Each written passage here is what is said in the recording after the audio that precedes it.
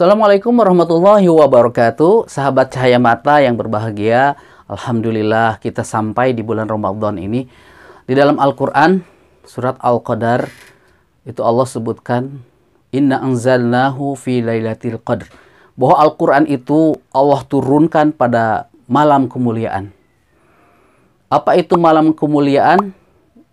Malam yang lebih baik dari 1000 bulan. Di dalam Al-Baqarah ayat 185. Nah, untuk formasi jari 185, satunya kita simpan di otak. Ya, kemudian 80-nya tetap seperti ini dan 5-nya begini. Jadi 185. Tidak masalah ya. Karena satu itu yang 100 itu tidak banyak berubah. Sedangkan satuannya ini yang banyak berubah nanti kan. 186, 187 ya. Ketika naik puluhannya juga 90 seperti ini. Jadi insya Allah 100-nya itu sangat mudah untuk diingat ya. Kita pada video sebelumnya sudah menjelaskan bagaimana kita ketika kita memurajaah jari itu sudah kita tidak gunakan gitu.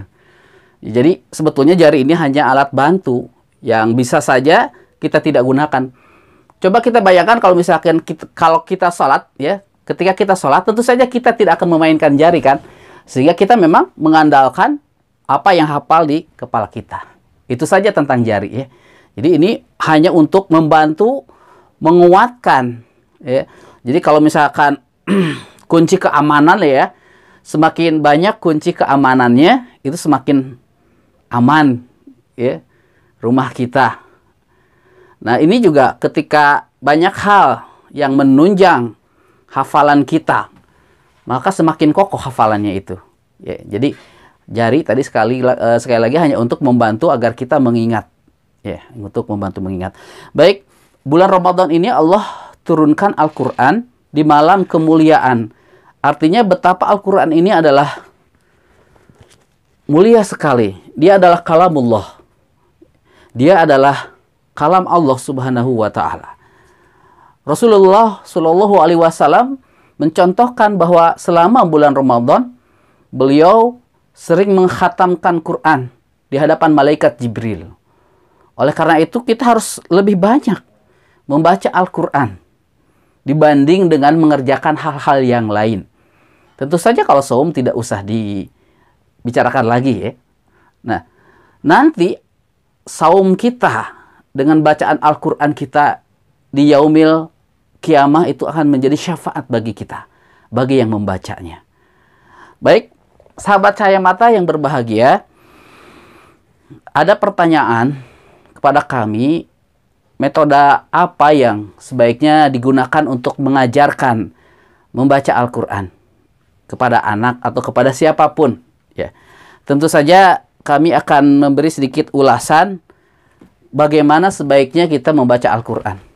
Metode yang terbaik seperti apa? Menggunakan metode apa? Apa menggunakan metode Iqra, metode Tilawati, metode Umi, banyak metode yang tersebar. Ya. Tentu saja dari banyak metode sebetulnya tidak salah kita mencoba satu demi satu gitu. Ya. Saya mungkin sedikit mengulas dari beberapa metode yang pernah kita pelajari dan kita ajarkan kepada anak-anak ya, kepada yang belajar ya, bukan hanya anak-anak ya, yang dewasa juga, bahkan yang usia tua. Nah, kalau kita memiliki banyak referensi ya, coba ini, coba metode 1 dan metode 2, tentu saja kita akan bisa membedakan si Pulan yang usianya anak-anak dengan yang usianya lebih dewasa atau bahkan yang lebih tua, tentu bisa dibedakan. Ya. Orang yang misalkan rajin dengan yang buru-buru, ya sehingga sebetulnya sih tidak boleh buru-buru ya, harus tenang di dalam belajar membaca Al-Quran. Tapi kalau itu terjadi, maka perlu kita tegaskan bahwa membaca Al-Quran perlu lebih tenang lagi di dalam belajar. Jangan buru-buru ingin. cepat bisa, misalkan seperti itu. Tapi mau gimana lagi ya, sekarang ini zaman serba instan. Artinya banyak sekali terutama anak-anak ingin cepat bisa gitu. Ada perasaan minder ketika aduh aku masih belum bisa baca Al-Qur'an. Baik, saya ingin sedikit mengulas tentang beberapa metode. Ini yang paling banyak digunakan tentu saja sepengetahuan saya ya. Terutama di Kota Bandung, di daerah kita ya, di beberapa tempat, di beberapa masjid, metode Iqra ini adalah yang paling banyak digunakan. Tentu saja kalau saya secara pribadi dulu ketika tahun 90-an ya, ketika masa kuliah, awal-awal 91, 92 ya, kita mengajari anak-anak dari metode ini, metode dulu menggunakan metode ini ya, Al-Baghdadiyah ya, Muqaddimah. Dari metode ini anak-anak kita sarankan untuk pakai metode Iqra ya, metode Iqra.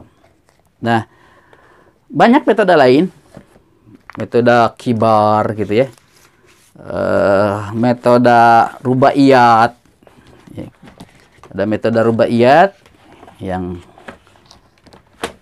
ketika saya lihat ternyata ini tidak jauh berbeda dari Baghdadiyah juga ya sebetulnya, metode rubaiyat ini gitu. Mayoritas sekarang orang menggunakan metode Iqra gitu. Dulu tahun 92-an kita memperkenalkan metode ini, sebetulnya banyak pengajar-pengajar yang pada umumnya menolak untuk menggunakan Iqra, beranggapan bahwa yang mau mereka pelajari itu adalah Al-Quran, bukan Iqra. Ya, sehingga mereka nggak mau pindah dari Muqaddimah ke metode Iqra. Ya. Karena metode Muqaddimah ini, ya, buku Muqaddimah ini, itu sangat simpel sekali. Jadi mulai dari Baghdadiyah, alif, ba, ta, sa, jim, ha, kho, gitu ya. Langsung a, aba, tasa, jaha gitu. Langsung a, i, u, babi, bu. Masuk lagi an, in, un, ya. Alla, bala, tala gitu.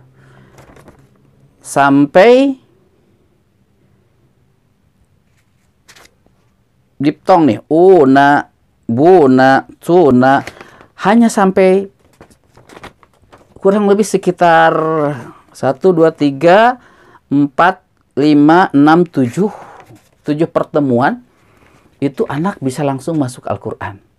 Sehingga dulu ketika kita memperkenalkan metode Iqra, banyak pengajar lain yang merasa keberatan dengan 6 jilid Iqra yang terlalu tebal. Lalu kita berikan pemahaman agar anak-anak membacanya lebih tartil, tajwidnya lebih bisa ditekankan sehingga bacaannya lebih bagus.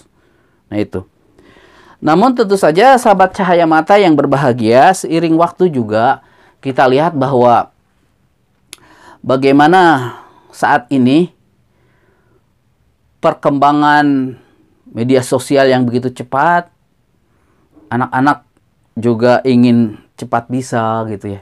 Kemudian ada beberapa hal yang membuat ketika anak-anak misalkan masuk ya Iqra buku keempat misalkan, ketika mereka libur aja 1 bulan misalkan, ketika mereka ngaji lagi, banyak pengajar-pengajar Iqra yang kemudian pas dites anak itu ya baca lagi, ternyata di Iqra 4, wah ini harus diturunkan lagi. Banyak yang kemudian diturunkan dari Iqra 4 ke Iqra 2. Ini pengalaman saya, banyak yang seperti ini anak-anak akhirnya down. Mereka dari tingkat 4 diturunkan ke tingkat 2. Nah, tentu saja ini sangat bermasalah bagi anak-anak yang memang seperti tadi saya sebutkan, ingin segera bisa membaca Al-Quran. Alhasil, di cahaya mata kita mencoba anak-anak yang sudah Iqra 4, meskipun dia pernah libur 1 bulan, 2 bulan, itu kita langsung masuk Al-Quran. Dengan kata lain, ternyata kita ketika coba kembali ke Muqaddimah ini, ke Baghdadiyah ini ternyata lebih cepat anak-anak untuk bisa masuk ke Al-Quran. Lalu bagaimana dengan tajwidnya gitu? Ya, kalau ada pertanyaan seperti itu. Kenapa? Kalau Iqra ini sebetulnya sudah disusun lebih enak sebetulnya. Kalau anak mau sebetulnya lebih tenang gitu ya. Tidak buru-buru artinya ya. Buru-buru positif mungkin ini maksudnya. Agar mereka paham semua sampai Iqra 6. Karena di sini tajwid itu sudah lengkap di sini. Sudah lumayan lengkap. Nah, kalau kita lihat kondisi saat ini ya, maka sebetulnya ini sudah sangat mencukupi.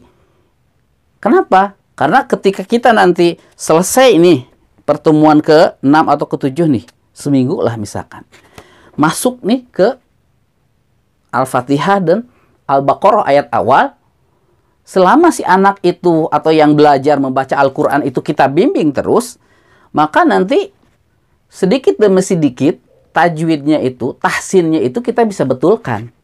Gitu. Ya, nanti kita akan bertemu lagi dengan panjang yang di ayun 2 harkat, panjang yang di ayun 4 harkat atau 6 harkat. Itu nanti kalau kita bimbing itu akan ketemu lagi. Apalagi sekarang itu banyak khusus ya tempat-tempat belajar tahsin yang dia fokus untuk mengajarkan makhraj huruf. Ya, tahsin tilawahnya gitu. Sehingga bahkan yang sudah lulus Iqra 6 saja, itu nanti ketika diajarkan lagi tahsin, itu akan sepertinya akan lama lagi gitu. Akan belajar lagi dia bagaimana makhrajul huruf, sifatul huruf, akan dipelajari lagi. Oleh karena itu, saya memandang kita di Cahaya Mata metode ini, pertama ini bukunya cukup murah, 4.000 sudah, paling mahal 4.000 ini sudah kita dapatkan di beberapa toko buku ya. Ini metode lama tapi sekarang rupanya bisa menjadi booming kembali, karena saya lihat metode ini juga sebetulnya kurang lebih itu hampir sama dengan apa yang kita pelajari waktu kecil dengan metode Baghdadiyah ya, di buku Muqaddimah itu. Nah, tentu saja metode-metode terbaru sebetulnya itu sekarang lebih canggih lagi ya. Artinya sebetulnya kita bisa menggunakan HP gitu kan, atau misalkan speaker aktif ini gitu. Kita bisa gunakan untuk membiasakan anak mendengar Al-Quran ya, menghafal Al-Quran, sehingga ketika nanti belajar abjadnya, tulisannya nggak susah gitu. Ini ya speaker Quran. Kita bisa pakai speaker aktif ya, yang memorinya sudah kita isikan ayat-ayat Al-Quran yang sudah kita program, misalkan juz 1 dulu gitu ya, atau Al-Baqarah dulu halaman berapa gitu. Ya di HP bisa, di speaker Quran bisa. Atau sekarang ini ya ada semacam pena digital yang kalau kita sentuhkan ke sini ya, itu suaranya ada keluar ya. Kita pilih syekh-syekhnya. Tapi mohon maaf ini sudah rusak karena ya sudah lama ya. Begitu ulasan saya dari Cahaya Mata. Mudah-mudahan ini bisa memberi gambaran kepada sahabat Cahaya Mata metode mana yang bisa digunakan untuk mengajarkan saudaranya, anaknya, atau bahkan ayahnya atau kakaknya, kakeknya sekalipun juga bisa dipilih gitu ya. Sekali lagi sebagai kesimpulan, metode mana yang terbaik, menggunakan buku apa yang terbaik, apa menggunakan Iqra kah, menggunakan Rubaiyat kah, metode Umi kah, atau apa, itu tergantung pada kondisi dan kemampuan mengajar tentu saja ya. Jadi tentu saja setiap metode ada kelebihannya, ada kekurangannya. Kita sesuaikan saja. Tentu kalau misalkan kita lihat kalau dalam ilmu apa ya, maaf saya, ilmu bela diri saja misalkan ya, ada ilmu bela diri yang mengajarkan ketangkasan kaki, ada yang ketangkasan tangan, mana yang lebih baik? Tentu saja kan digunakannya masing-masing sesuai dengan keadaan. Ketika misalkan kita lihat kalau orang yang bertempur, bertarung itu jarak dekat, biasanya jurus-jurus tangan kan, seperti itu. Tapi kalau misalkan jaraknya jauh, itu pasti jurus-jurus kaki. Kurang lebih seperti itulah kalau misalkan kita mengasosiasikan mana metode yang cocok untuk diajarkan kepada yang belajar membaca Al-Quran. Itu saja mungkin yang bisa saya sampaikan, sahabat Cahaya Mata. Mohon maaf apabila ada yang tidak berkenan. Ini semata-mata hanya memberikan masukan, bukan membandingkan. Ini bagus, ini tidak bagus. Semuanya bagus. Semuanya insya Allah akan menghasilkan hasil yang sama, ya, selama terus digali. Terima kasih atas perhatiannya. Semoga Ramadan ini menjadi awal kita, ya, menjadi semakin dekat dengan Al-Quran. Terima kasih. Semoga Allah Subhanahu wa Ta'ala membalas kebaikan ibu bapak yang telah menonton video ini, kemudian sharing, ya, dan kami cukupkan. Wabillahi taufik wal hidayah. Assalamualaikum warahmatullahi wabarakatuh.